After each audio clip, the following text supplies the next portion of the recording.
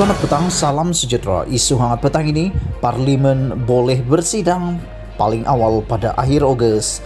Berita sepenuhnya. Akhirnya, tanda lebih jelas mengenai tarikh pembukaan Parlimen muncul apabila hari ini yang Dipertua Dewan Rakyat Azhar Harun dan juga yang Dipertua Dewan Negara Rais Yatim mengeluarkan kenyataan bersama. Berdasarkan jangkaan kedua-dua mereka, tarikh pembukaan Parlimen itu tidak banyak bezanya dengan apa yang dibayangkan Perdana Menteri Muhyiddin Yassin sebelum ini.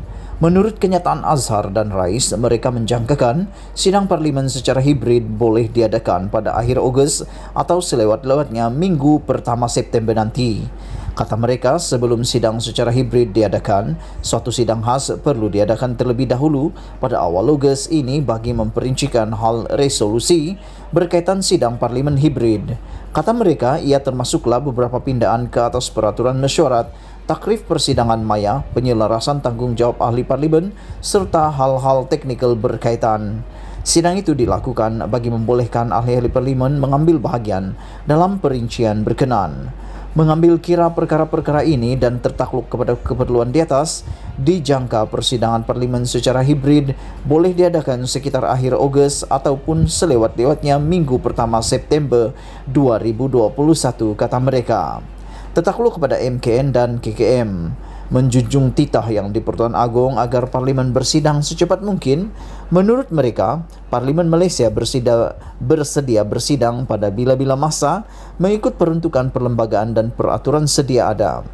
Namun, memandangkan COVID-19 masih dalam fasa pembendungan dan Perintah Kawalan Pergerakan PKP masih berkuat kuasa, kata Azhar dan Rais, Parlimen harus mengambil langkah untuk mengelakkan penyebaran wabak dengan mencadangkan persidangan alternatif secara hibrid. Persidangan hibrid itu juga dikaji oleh Jawatan Kuasa Khas Pemandu Persidangan Parlimen secara hibrid yang dipengerusikan bersama oleh Azhar dan Rais. Ia juga dianggotai timbalan-timbalan speaker kedua-dua dewan serta pihak urus setiap Parlimen Malaysia. Bagaimanapun, kata mereka, sedikit tempoh diperlukan untuk persidangan Parlimen secara hibrid dijayakan dengan lancar, termasuk persiapan dalam aspek perundangan, pentadbiran teknikal, perolehan bekalan serta latihan. Jawatan kuasa khas tersebut menjangka bahawa semua aspek perundangan dapat diselesaikan pada akhir Julai sekiranya perkara ini diluluskan di peringkat jawatan kuasa Dewan dan jawatan kuasa peraturan-peraturan mesyuarat, kata mereka. Dengan andaian itu, kata mereka, satu sidang khas Parlimen dicadangkan pada awal Ogos, tertakluk pada syarat Kementerian Keselamatan, Majlis Keselamatan Negara MKN dan Kementerian Kesihatan Malaysia KKM bagi membincangkan perisian tentang persidangan hibrid. Sekiranya cadangan itu diterima, kata Azhar dan Rais, sedikit masa lagi diperlukan untuk Parlimen Malaysia memperoleh bekalan mengintegrasikan sistem persidangan hibrid dengan sistem sedia ada, ujian, pentaulihan dan juga latihan kepada petugas dan ahli-ahli Parlimen sebelum persidangan hibrid dicadang sebelum berlaku hujung Ogos atau awal September. Persidangan hibrid itu dicadangkan melibatkan kehadiran fizikal untuk menepati kehendak quorum, iaitu sekurang-kurangnya 26 ahli Dewan Rakyat dan 10 ahli Dewan Negara. Selebihnya, ahli Dewan mempunyai pilihan untuk hadir secara maya maupun fizikal tertakluk kepada syarat oleh MKN dan KKM pada masa persidangan berlangsung. Polemik kuasa panggil bersidang. Garis masa dicadangkan Azhar dan Rais selari dengan anggaran kerajaan.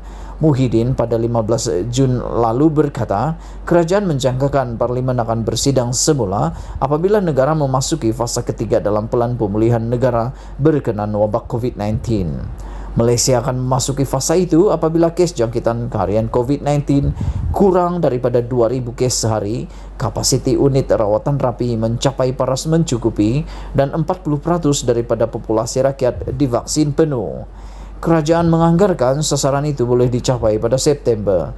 Sehari kemudian, Raja-Raja Melayu menghadiri persidangan khas di Istana Negara, susulan dengan kenyataan Agong yang menzahirkan pandangan Parlimen wajar bersidang secepat mungkin. Tidak lama kemudian, Majlis Raja-Raja mengeluarkan kenyataan berasingan menyokong pandangan Agong. Mereka juga sependapat tiada keperluan untuk darurat dilanjutkan selepas 1 Ogos. Raja-raja Melayu turut menekankan pentingnya wujud sebuah kerajaan yang kukuh dan mendapat sokongan majoriti rakyat negara ini. Pengkritik mempertikaikan sasaran pembukaan parlimen oleh kerajaan itu sebagai tidak menepati titah Agong yang mahu parlimen dibuka secepat mungkin. Ada yang berpendapat Agong mempunyai kuasa di bawah ordinan darurat untuk memanggil parlimen bersidang termasuk rais sendiri. Bagaimanapun, pakar perundangan percaya Agong masih tertakluk di bawah perkara 40 dalam kurungan 1 Perlembagaan Persekutuan yang menyatakan Agong harus bertindak berdasarkan nasihat kerajaan. Peraturan mesyuarat parlimen bagaimanapun turut memberikan kuasa kepada Perdana Menteri sebagai ketua majlis untuk menetapkan bila parlimen akan bersidang sekurang-kurangnya 28 hari sebelum persidangan. Berita terpenuh daripada malaysiakini.com. Sekian isu hangat petang ini. Jangan lupa tekan butang subscribe dan kita jumpa lagi. Bye-bye.